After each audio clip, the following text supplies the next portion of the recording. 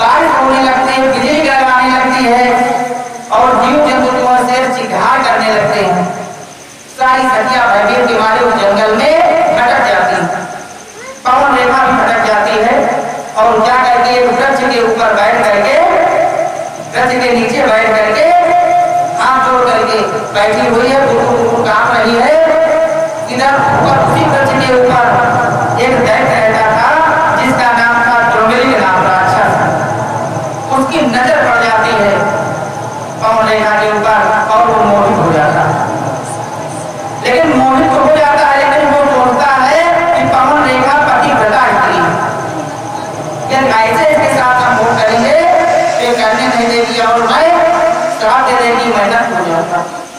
तो द्रुमलिंग नाम राक्षस ने राजा उग्रसेन का रूप बना लिया और राजा उग्रसेन का रूप बना करके पवन रेखा रो रही थी, बैठी ठिठुर रही थी और पहुंच गए, कहा प्रिय आपको क्या हो गया है, इस जंगल में क्या कर रही हो? पवन रेखा ने कहा स्वामी आप यहाँ इतने समय कैसे आ गए? तो कहा मैं भी आ गया, आपके ऊपर कष्ट करे, कहा जाता है कि जाकर जाकर सत्य करे हो मिलता ही नहीं, लाभ नहीं होता, लेकिन मनोरंजन के लिए कहा आप मेरी प्रिय है और आपके ऊपर कष्ट है इतना और मैं आऊं ना, ऐसा कहा हो सकता है। पवन रेखा बात में आ गई और साथ राजा विश्वास मान लिया कि मेरे स्वामी ही, और पवन रेखा के साथ उस द्रुमलिंग नाम राक्षस ने गोद विलास कर दिया। जब गोद विलास किया और करने के बाद अपने साक्षात रूप में आ गया, राक्षसी रूप में, तो पवन रेखा क्रोधित हो गई, बहुत डांटने फटकारने लगी, श्राप देने का जैसे नंबर आया, द्रुमलिंग नाम राक्षस ने कहा देवी आप मुझको श्राप मत दें, आप एक पुत्र से वंचित थी, आप चिंतित रहती थी, इसलिए मैंने आपकी इच्छा को रद्द किया है, ना कि आपके साथ मैंने आपकी जो मानसिक इच्छा थी मेरे को वैसे भी आज भी समाज में बहुत विडंबना है। और कहा राक्षस ने कि देवी ये बात केवल तुम और हम जानते हैं, बाकी तीसरे को तो पता ही नहीं है ना, किसी से बताना भी नहीं, और आपको एक इतना बलवान पुत्र की प्राप्ति होगी कि जिसको मारने के लिए स्वयं भगवान को अवतार लेना पड़ेगा। और रेखा ने सोचा कि क्या करें, जो होली थी हो गई, अब ये बात यहीं पर डाल देनी चाहिए। और रेखा जब आगे बढ़ती है तो सारी सखियां मिल जाती हैं और जो मिलती हैं तो कहते हैं कि आपका चेहरा क्यों उतरा उतरा है?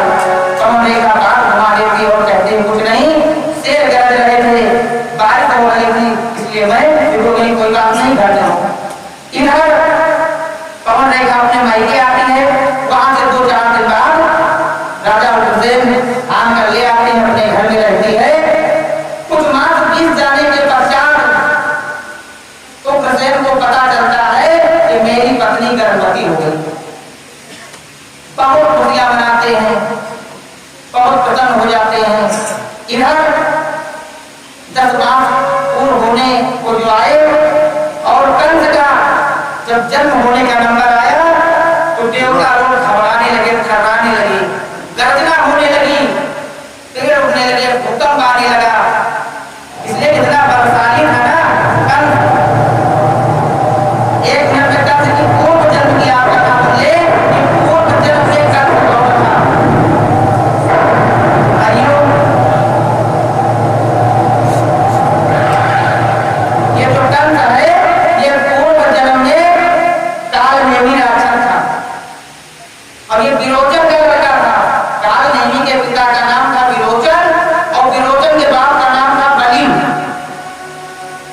विरोचन के बाप का नाम था बलि और बलि का पुत्र था विरोचन और विरोचन का पुत्र था कालनेमी। वही कालनेमी भगवान विष्णु ने जब मारा तो भगवान ने कहा जाओ, अभी तुम्हारा उद्धार नहीं होगा, अभी मेरा द्वापर में दूसरा अवतार होगा कृष्ण के रूप में, तब तुमको हम मारेंगे, तब तुम्हारा उद्धार होगा। तो वही कालनेमी जो है कंस बन के और इस पृथ्वी के ऊपर प्रकट हुआ। जैसे प्रकट हुआ तो कहा गया है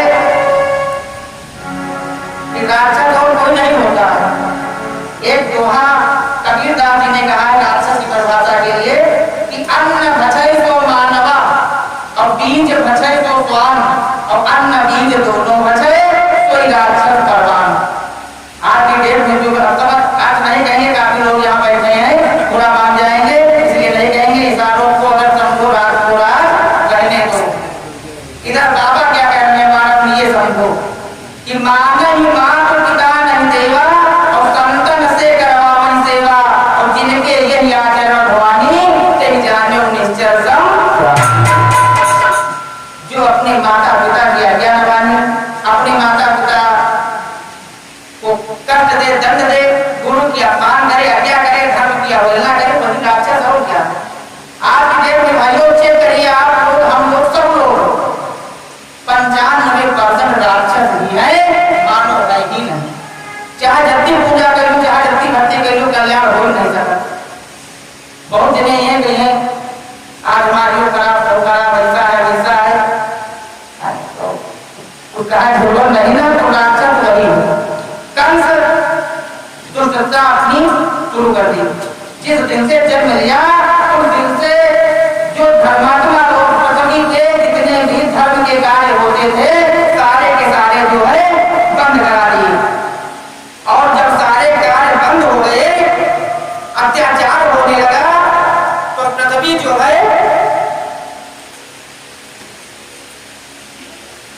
गौ का रूप बना करके और भगवान ब्रह्मा के पास पहुंची। भगवान ब्रह्मा के पास पहुंची और कहा प्रभु पृथ्वी से पाप भारी उठाना नहीं जाता, पृथ्वी से पाप भारी उठाया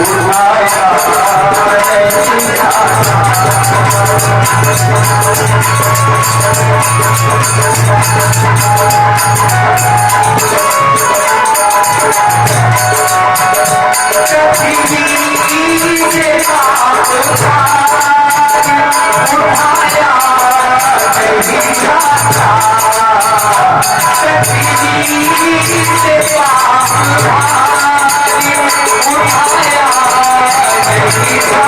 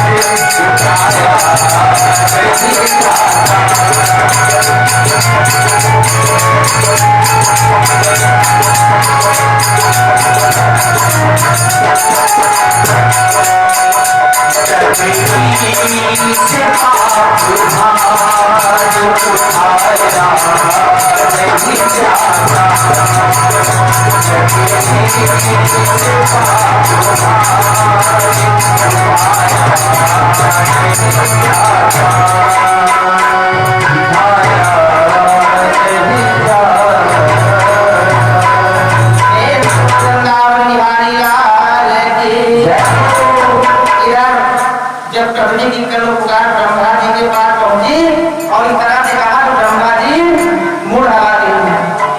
कहा पृथ्वी मेरी दाढ़ी कब छुट्टी है, मैं चौथे बने बूढ़ा हो चुका हूँ, आपकी कोई सहायता नहीं कर सकता हूँ, आपको केवल मैं उपाय बता सकता हूँ, आपके साथ चल सकता हूँ। तो कहा प्रभु जो कुछ हो सके कहो करो।